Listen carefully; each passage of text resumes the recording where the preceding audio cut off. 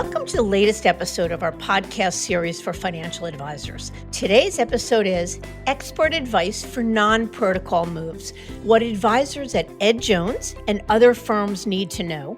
It's a conversation between Jason Diamond and attorney David Gehn, partner at Elinoff, Grossman & Scholl, LLP. I'm Mindy Diamond, and this is Mindy Diamond on Independence.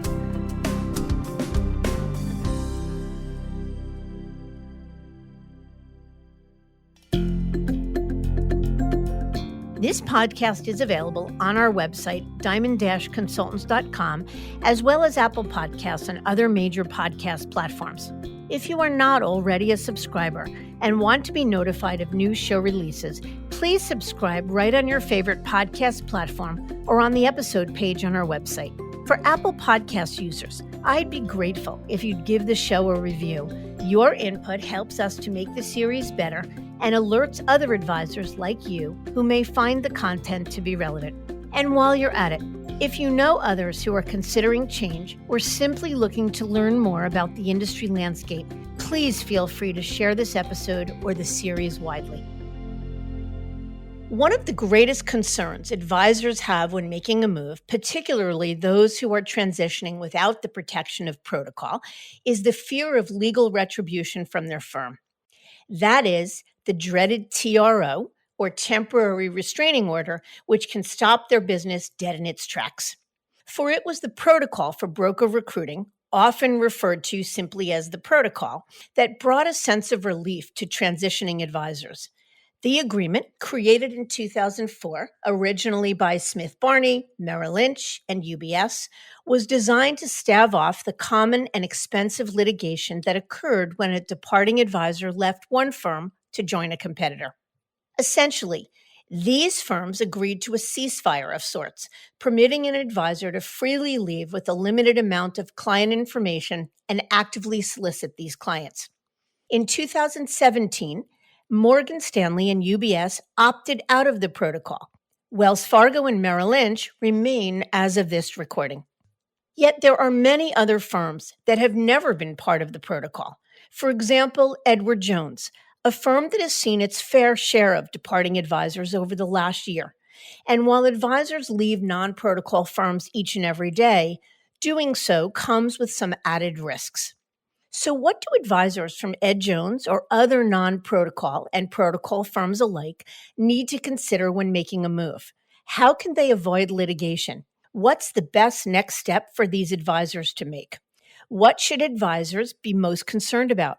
And ultimately, how do advisors from Ed Jones and the like position themselves for a successful transition with the highest level of portability and lowest level of risk?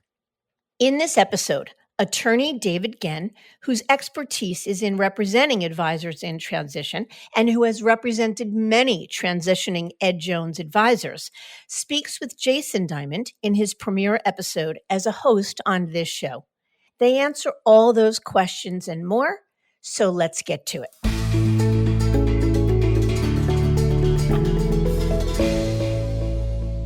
Well, David, first of all, thank you so much for joining us once again. Let's dive right in. To start with, can you just remind us the role you play at your firm and the types of clients you serve? Sure. Thanks for having me, Jason. I run the litigation department at Elinoff, Grossman & Scholl. It's about 135 attorney Manhattan-based law firm. The litigation department has 11, soon to be 12 attorneys in 2 offices in Midtown New York City, as well as Irvine, California. Yeah, thank you for that. So you're certainly on the legal front lines, hearing from financial advisors day in and day out, trying to keep their clients calm and informed, especially in these crazy markets. What sorts of questions are they asking you, and what advice are you giving them? Or maybe just more broadly, any color you want to share on the industry at large? Sure. Well, it's been particularly volatile lately, and we remind our financial advisor clients that you show your true stripes and develop the deeper relationships, supporting and communicating with clients in rough and volatile times far more than in the good times. You'll remember who that advisor was that helped steward you through the more challenging times. And we're hearing from advisors in that regard. We're hearing advisors about potential movement, how this could impact movement, and quite frankly, a whole range of issues in that regard. Yeah, I want to talk about that a little bit more because obviously, given our target audience and frankly, all advisors, movement and advisors changing jerseys with a great deal of regularity of late is top of mind. What should advisors who are either contemplating a move in the near term or maybe just sort of it's tangentially on their mind, what should those advisors be thinking about? Are there landmines that seem to come up? Are there things that should be on every advisor's radar? Yeah, two things come to mind, Jason. One is introspection, and the other is contractual obligations.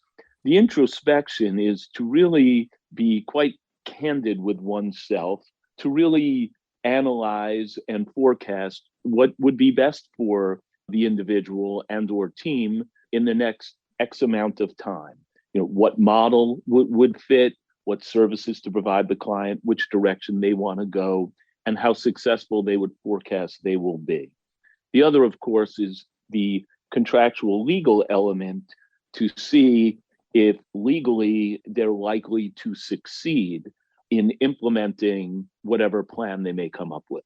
Yeah, the second piece is certainly something I want to come back to, the idea of introspection, because honestly, we counsel advisors all the time. I can talk about the industry landscape until I'm blue in the face, but ultimately, if an advisor doesn't have a really clear picture of what they're looking to solve for, or at least some idea of what they're looking to solve for, I don't know that that conversation around the landscape is really value additive. So, on the topic of moves, I want to dive into the meat of today's conversation. Can you talk a little bit about what it means to make a non-protocol move? Because that's obviously a hot button issue or sort of a buzzword or buzz term, if you will, that gets thrown around a lot and makes advisors nervous. So can you speak a little bit about a non-protocol move and maybe first define protocol for our audience? Sure, I'm happy to. The protocol, in its essence, enables an advisor to move from one protocol firm to another protocol firm and take 5 categories of information: the name, email, address, account type, and telephone number of the clients that were serviced by the advisor at the existing firm. That obviously provides a wonderful opportunity to go contact and solicit clients post departure.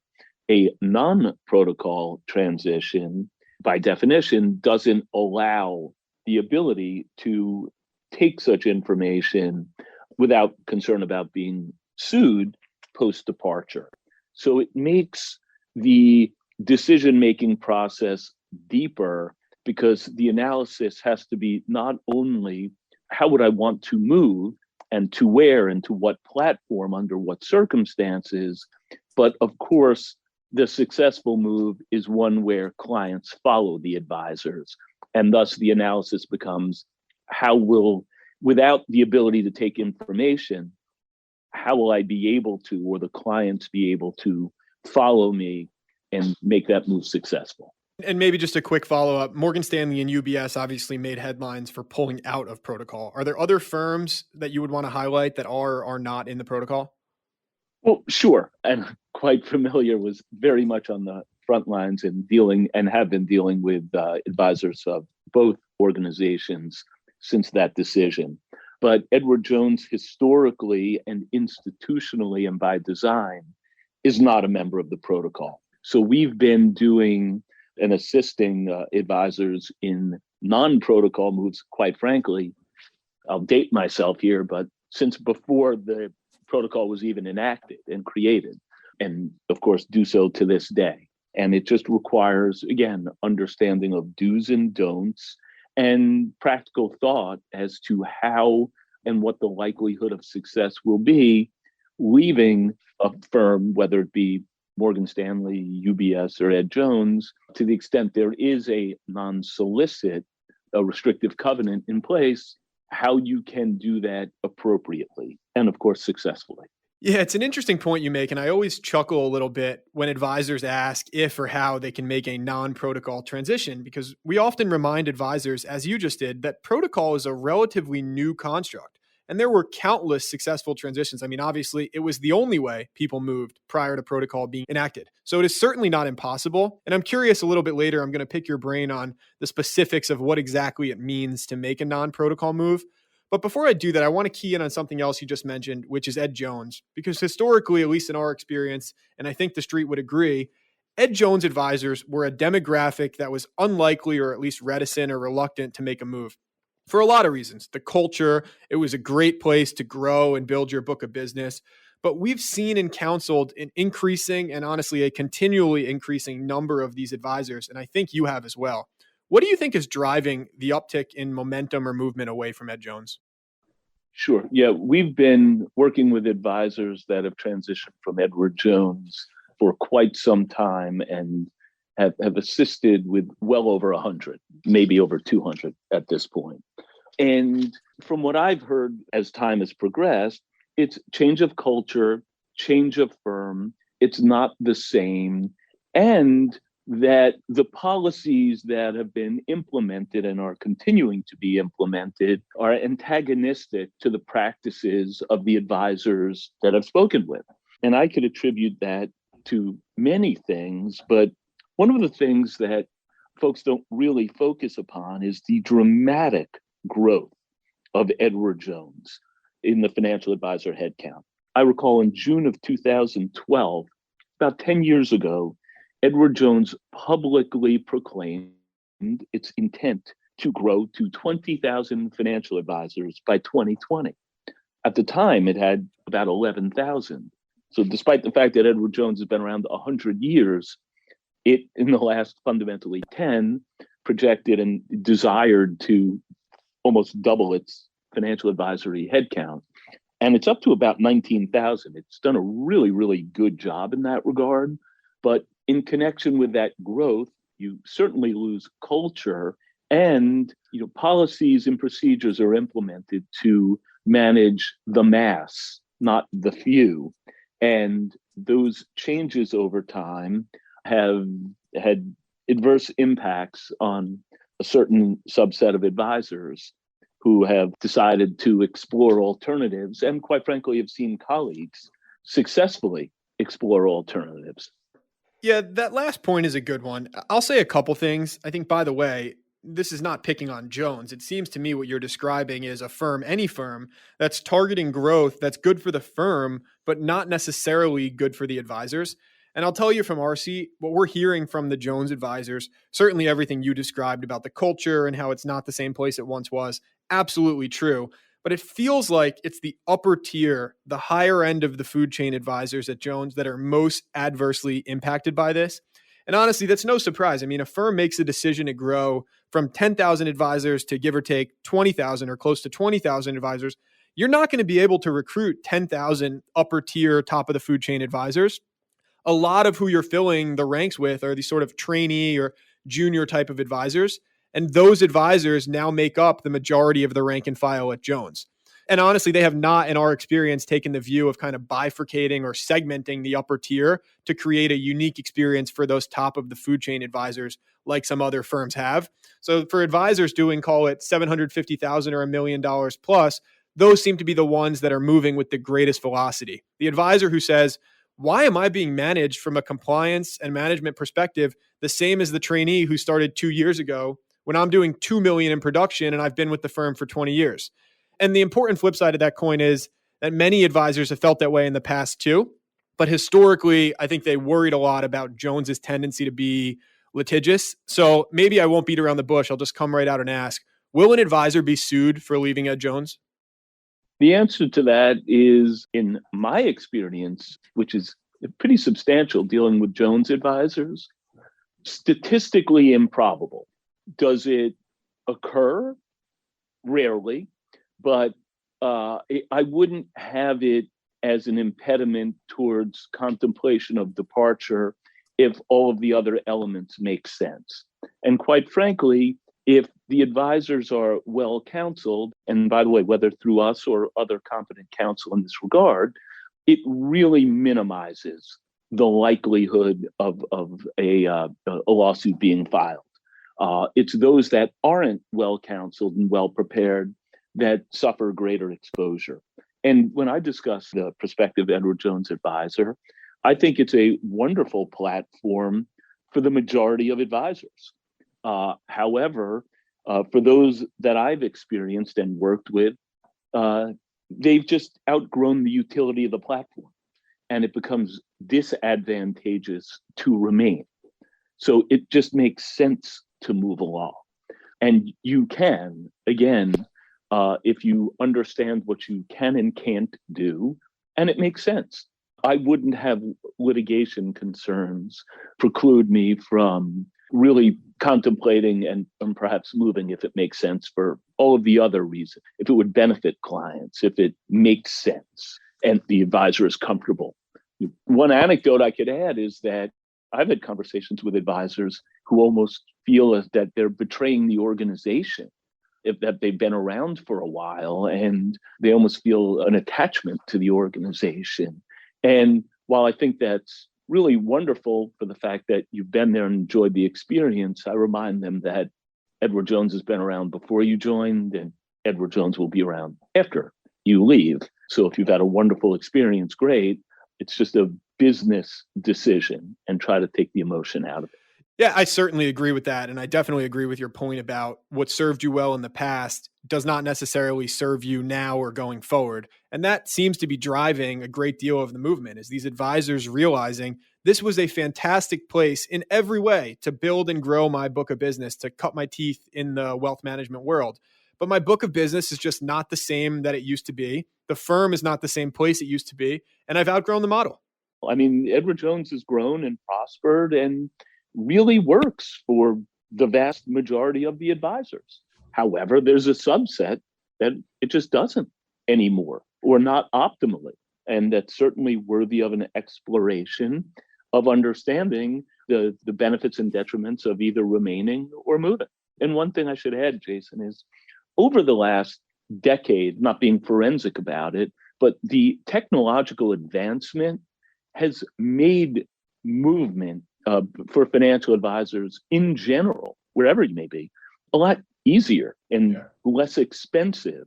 So it's more economical and financially advantageous to move. And you could get the same, or fundamentally the same, or equivalent support and systems that you'd otherwise have. You don't need to rely upon the larger organizations, period, no less nearly as much as in the past.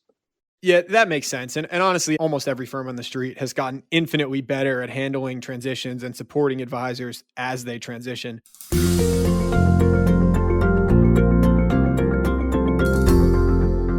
Let me ask you a little bit of a more detailed question about logistically or physically leaving a firm like Jones. And we continue to use Jones as an example, but how do these advisors go about resigning? I know there's often concerns about, who do I resign to? Is there a script I follow? Can you talk a little bit about that, or things they should or should not say and what that looks like?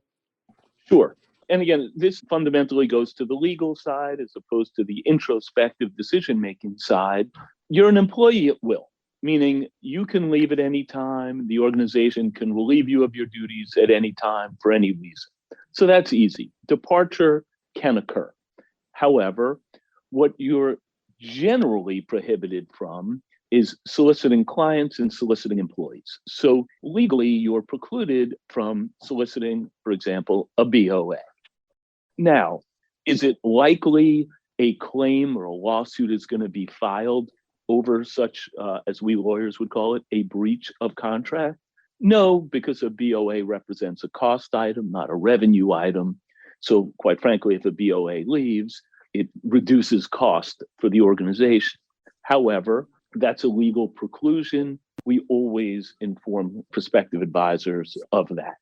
However, it's not unusual that information is provided, and we always suggest less is far better than more, because, and of course, not to solicit. And it's quite frankly for the protection of the BOA as well as the advisor, so that if an issue arises in the future, the BOA could truthfully say, if asked, what did you know and when? Nothing. Or I found out morning of, as opposed to saying, oh, we met at the diner every Sunday for 8 months, leading up to the departure, and texted one another night and day about it. So it would be both in the interest of the BOA and the advisor to fundamentally say nothing, and quite frankly, inform of the departure, the time of the departure, and to the extent there's a loyalty of BOA to advisor, the BOA would say, well, you're going in sum and substance. Can I join you which is, of course, not a solicitation. And then that conversation could flow at that point. Got it. Yeah, I think it's probably similar a little bit to how it would work handling it on the client side. So can you tell me, pretend I'm the manager and you're the advisor. Run me through the script. What does it sound like? I go to resign from Ed Jones. When push comes to shove, what do I say? Or maybe the better way to phrase it is, what should I not say? There's an acronym that I think most of us learned at some point in the educational process, KISS, keep it simple, silly. And that's what we recommend with resignation letters. Keep it simple, effective immediately. I hereby resign from my position as blank at blank. Now we also include forwarding information. There was a notice to members issued by FINRA, NTM, or regulatory notice, as they're called now, 1910, which reminds member firms of the obligation, if an advisor leaves, to provide contact information if requested by a client post-departure. So we certainly make reference to that and put forwarding contact information in. And we suggest just go in head held high and very brief, because you've made a decision, you're off to a new endeavor, and focus your energies moving forward and keep your resignation factual. That's really sage advice. And I'm thinking from the perspective of an advisor, a Jones advisor. I've spent 25 years or my whole career at Ed Jones. And you spoke a little earlier about what does it mean to make a non-protocol move, not being able to even take those 5 pretty basic pieces of information with you. That must be terrifying. I mean, that's a scary proposition for anybody, whether or not you've somebody you've spent your entire career at Jones or not. I mean, the sort of gathering thoughtful information on clients, how do you go about that? Is there information you can or cannot take? And how do you retain clients not being able to take your so-called protocol list with you? Absolutely no script. This goes towards the introspection part, because Diamond consultants could do the best job explaining the landscape and assisting with the decision-making process. I, as an attorney, could go through the depth of my experience, review contracts, and give legal advice. And of course, whichever firm that will be receiving the advisor can do its best to support the advisor in connection with a smooth move and getting up and going. What none of us have the ability to do is forecast whether a client will decide to remain or if a client will decide to leave. So the introspection part is, and we do a lot of work with, it's one of the larger pieces that we work with advisors when we counsel on transitioning, is contemplating and strategizing how the client may move, how you could get the information out. And we do that with a holistic view of what is your book, what are the components of the book, how many households are in the book, where are they geographically located, what are your relationships with your clients? How do you service them? Is it telephonic, in person, in office, in home? How did you generate those clients? Did you bring them to your current firm where there's no legal claim to the extent that you departed that firm with the relationship you brought? Do you have centers of influence, whether it be through other professionals or family members, accountants, attorneys, that you have mutual client relationships with? Are you a member of the Rotary, the school board, temple, church? And based upon a holistic analysis, you can generally determine, and of course, length of service, length of relationship, strength of relationship, how to go about hopefully being in a position where you could communicate with them. And basically, based upon the fact that you moved, the trust and loyalty will trigger immediately, and that client will indicate that desire to move without a solicitation, or just a communication of fact of a departure and a decision by client to move. Yeah, that's a time-consuming process. No question. And what you're describing is the business or professional introspection. There's also a personal introspection that has to take place probably even before that, which is, do I really want this? Because any transition, protocol or not, Ed Jones or not, I mean, we tell advisors all the time, a transition is a lot of work. Moving is a hassle, and staying put is the path of least resistance. So there's no question that this introspection piece is not just, is my book portable? Are my clients going to follow me? And what's that going to look like? Of course, that's critical. But it's also, do I have this in me, or am I cut out for this? And the flip side to that is your point from earlier, which is that firms have gotten infinitely better at supporting transitions and counseling advisors on transitions. When it comes to protocol, Jason, the protocol is a benefit, but the lack of protocol shouldn't be a barrier because fundamentally, the protocol just makes it easier. However, the client relationship with the advisor is strong. You don't need the protocol. They're going to move. Again, it's one less arrow in your quiver, but it should far from have a preclusive effect. Well said. So we're talking now, assuming as happens most of the time, and I certainly agree with you in our experience, probably 99 times out of 100, these transitions go smoothly and there's really no issues to solve for. But ultimately, a worry that a lot of advisors have is, let's just assume for argument's sake, things go wrong. Can you talk a little bit about the dreaded TRO? What does it mean? And how likely is it that an advisor would receive a TRO or have a TRO filed against them? Sure. And I agree wholeheartedly with your predicate. I describe a move often as you don't want to steal defeat from the jaws of victory. The statistical likelihood and probability, if you are responsible and you're well counseled and well prepared and well thought, if you've thought your process out well, is you're going to be successful. The risk, however, of failure is great because it could be institutional. This is a business you've serviced that you're looking to port. So if it's not done with great care and appropriately, it could be jeopardized. So whereas the likelihood of success is great, the risk and the impact of loss is also great. So a TRO, if filed, would be an action filed in court by the firm to seek a temporary restraining order. And that effectively, if ordered by a court, could chill client movement. It could have a preclusive effect, minimally short term. And quite frankly, not only could it have the preclusive of impact, but it could be quite costly too in the context of litigation. And then, of course, if an arbitration is filed, which it would have to be filed simultaneously with that court application, that too could be costly. And oftentimes when I speak with advisors, they think of it merely in terms of, oh, there's going to be a legal cost, which there certainly will be. However, there also may be a cost if you go to a hearing and lose, and or if there's a settlement. So again, the costs can be, an impact could be dramatic. However, if well planned and well thought through, and then the likelihood of that happening is really insignificant. Okay, so my client calls me. I don't want to run abreast of my non-solicit, but my client calls me and said, I heard through the grapevine you've left Ed Jones. What does my response to that sound like? If the client calls the advisor, then the answer would be, yeah, I did. And then the likelihood is there'll be a follow-up question.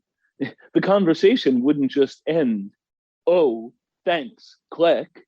It would likely be followed by, and I've actually started to use this analogy or comp to the game show where they would say, you'd ask a question and then, you'd have your top 4 or 5 answers.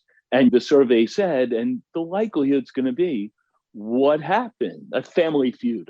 I blanked out. I blanked out on the name.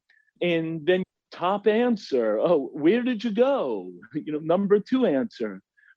Can I join you? So there's likely going to be a conversation that will flow. And again, to the extent that the client determines that I want to join you, you didn't solicit.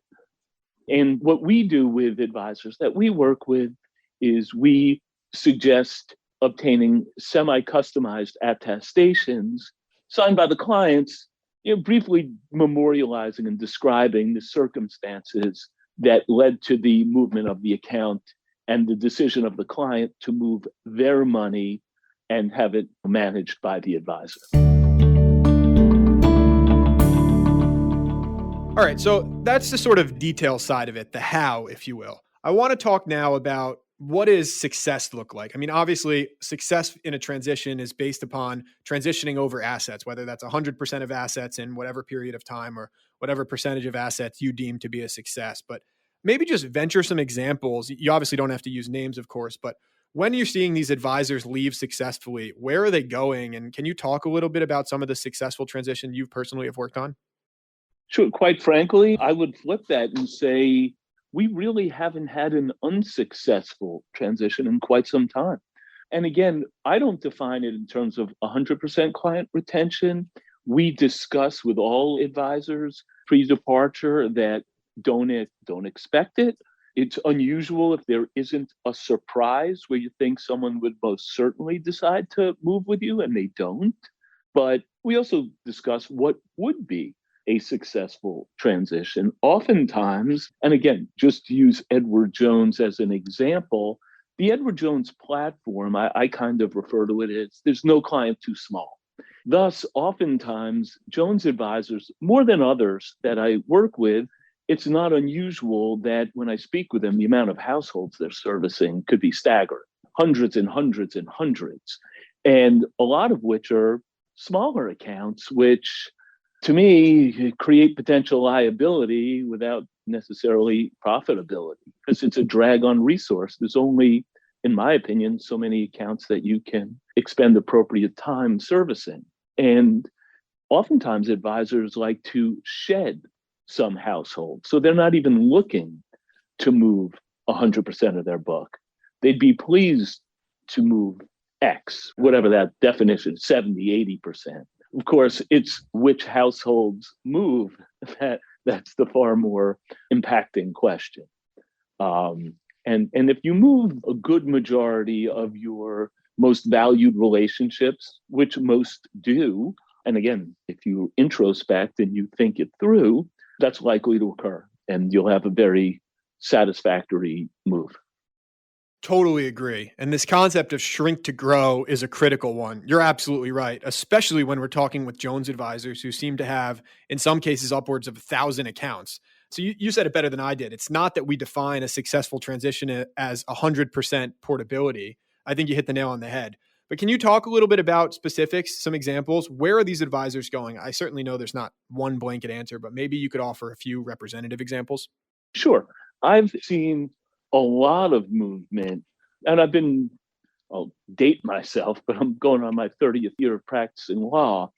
And I've seen a move towards independence over time get greater and greater. And starting a little bit more than 10 years ago, there was a significant movement from the traditional model to the independent model. And now that's even going a little bit one step further and going towards the RIA model. And it's just the independence, again, whether it be RIA or independent broker dealer, offers a lot of solutions to financial advisory practices right now. It gives greater flexibility to the advisor, greater autonomy to the advisor, greater payout to the advisor, and the technology and support systems are available, pretty seamless. So again, paying 50 or 60% to the house, old school, for services that can be obtained for a lot less, and having less compliance issues regarding the running of one's practice are quite appealing. It's funny to me that you say that. I completely agree, by the way. Your commentary is spot on that most Jones advisors, if not pulling the trigger and moving to independence, are at least curious about independence. They're at least asking the question. And there's certainly still some that are looking at more traditional employee options like regional firms like a Raymond James or even potentially a wirehouse. But you're absolutely right that the lion's share of them seem to be moving towards independence.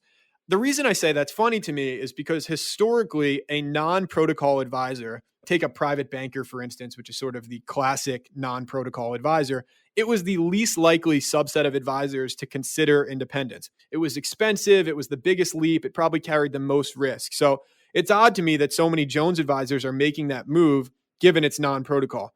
Why do you think that is? And are there any special considerations that go along with a move to independence as a non-protocol advisor? Sure, it's a complex answer, but fundamentally and institutionally, a Jones advisory practice is a paradigm for an independent model practice. You're acting in a lot of ways independently, yet subject to the large organizations' supervision and compliance policies, which have been getting, from what I understand, more and more onerous as the organization has grown. Yet, to flip that switch, it's also been a great training ground for an independent practice, so that fundamentally, of course, you're changing signage and whatnot, but you'll have your own office, you'll have your own space, you'll run your practice. Of course, it'll be under a different umbrella. And again, the protocol, non-protocol issue, I think it's a red herring, because if you are a mature advisor with deep relationships, the clients are going to move and you will have the services. And firms are also cognizant of the fears of the move, and they support the advisors in connection with the move to the extent that some unfortunate litigation type circumstance would occur. And again, seeing success and just all gravitates towards minimally exploration. And quite frankly, it's not for everyone. And some people explore it and decide, I'm comfortable where I am. But it is a natural next step, particularly, and again, within the Jones model, for those advisors who've achieved a certain level of success. The policies are almost disadvantageous to further growth within its system, and again, enable for a nice platform transition. And again, the independent model just seems like a natural next step. Smart commentary, because you're exactly right. They're already set up as sort of a more autonomous or independent workforce than, like, say, a wirehouse advisor, as an example. They're not in the traditional branch or team construct. So I think that's a really, really good point. And certainly we're seeing that play out. And it's not that every advisor is going to move to independence. And this is true industry-wide, not specific to Jones. There's no question. There's been a legitimization of the independent space, with more and more top teams heading in that direction. So almost every advisor we speak with, even if they know for a fact, look, independence is not for me, I'm not entrepreneurial, I need the brand, I need the scaffolding and support of a traditional broker dealer. Almost every advisor at least wants to hear about independence. So it's not surprising that we're seeing that play out, and it sounds like you are as well. Let me ask you two more questions. First, can you share any best practices for an advisor who's not yet there, but knows they have a move in them at some point in the future? Like, is there a way to sort of get your ducks in a row as you think about your future and how things are going to play out, how you should be conducting yourself beyond obviously the number one rule, which is don't tip your hand? Anything else you'd offer? Yeah, I would say three things that come right to mind. Don't be emotional, which is difficult. That's why get counsel. And again, doesn't necessarily have to be legal counsel per se. Get counsel from Diamond Consultants. Just have an objective sounding board, common sense, and business as usual. Because again, if your relationships are strong and you've vetted your decision, wherever it may be, you'll succeed. Preparation. And I've used this example, and I've actually spoken on the topic about Usain Bolt, formerly the world's fastest man. The only thing that beat Usain Bolt was himself with a false start. Don't do a false start. If you need a false start, that could be self-defeating. When I see issues arise, it's because people get too nervous and they just act in a manner inconsistent, with advice, but also with common sense, and they create their own issues. Organizations know it's client choice, period, end of sentence, hard stop. And if the client chooses to move, all the organizations know that's risk.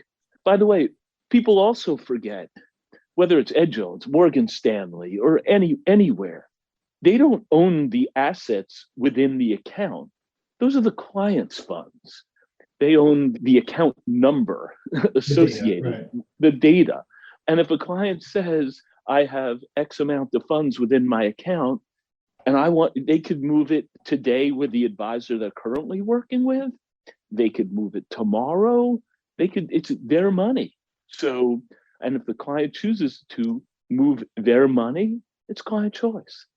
Yeah, absolutely. I think you said it to me, it might have been offline, that the courts have certainly taken that approach or that view as well. And I love what you said about common sense, because so much of what we spoke about today, and of course, no offense, but even without a law degree, so much of what we spoke about could be solved with just simple common sense. I mean, you see these headlines in Advisor Hub, and they're intended to be scary. They're intended to be sort of calling people out who broke the rules and who did things the wrong way. It's the firm's way of saying, look, this is what could happen to you. But this common sense approach, I think, solves for a lot of that. And if you do things the right way, we certainly agree there's every reason in the world that you should be successful and shouldn't have to deal with these potential legal sort of landmines that we laid out. The best decisions made are objective, unemotional decisions. Shakespeare wrote centuries ago that, an attorney represents himself or herself as a fool for a client. It doesn't mean that it's a bad attorney. It just means you need objective advice. And because you're involved in that circumstances, you're subjective and emotional by definition. And in connection with a move, which is inherently emotional, you're moving a business, you're at a place of employment. There's all kinds of anxiety and fears that naturally arise. Get objective advice to ensure that you keep common sense and objectivity in connection with that move. And then you'll be fine.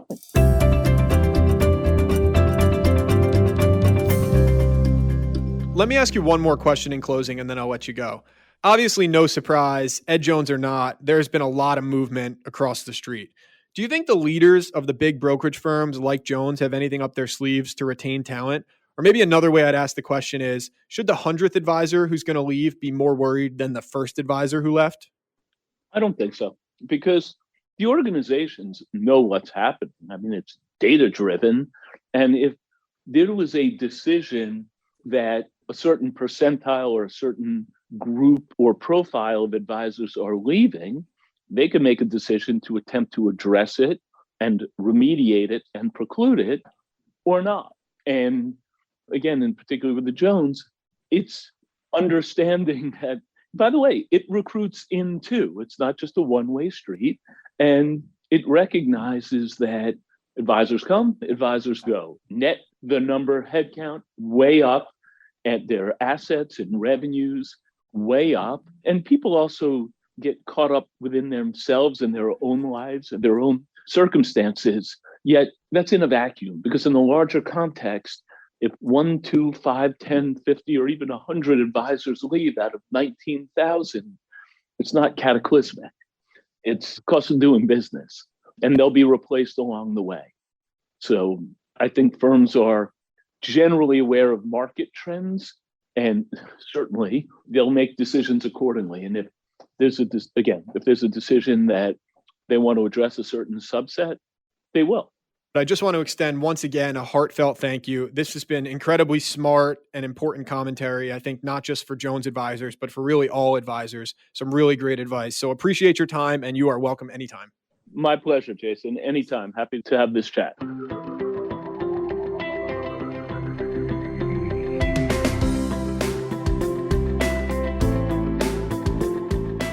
They say that bad news always hits the headlines first. And while occasional news of an advisor who was slapped with a TRO serves as a cautionary tale, the reality is that many more successful moves are made by advisors each and every day, which never make the headlines. Ultimately, following the advice of legal counsel is key to any successful move, from protocol and non-protocol firms alike. I thank you for listening. And I encourage you to visit our website, diamond-consultants.com, and click on the Tools and Resources link for valuable content. You'll also find a link to subscribe for regular updates to the series. And if you're not a recipient of our weekly email, Perspectives for Advisors, click on the articles link to browse recent topics. These written pieces are an ideal way of staying informed about what's going on in the wealth management space without expending the energy that full-on exploration requires. You can feel free to email or call me if you have specific questions. I can be reached at 973-476-8578, which is my cell, or by email mdiamond@diamond-consultants.com. Please note that all requests are handled with complete discretion and confidentiality. And keep in mind that our services are available without cost to the advisor. You can see our website for more information. And again, if you enjoyed this episode, please feel free to share it with a colleague who might benefit from its content. If you're listening on the Apple Podcasts app, I'd be grateful if you gave it a star rating and a review. It will let other advisors know it's a show worth their time to listen to. This is Mindy Diamond on Independence.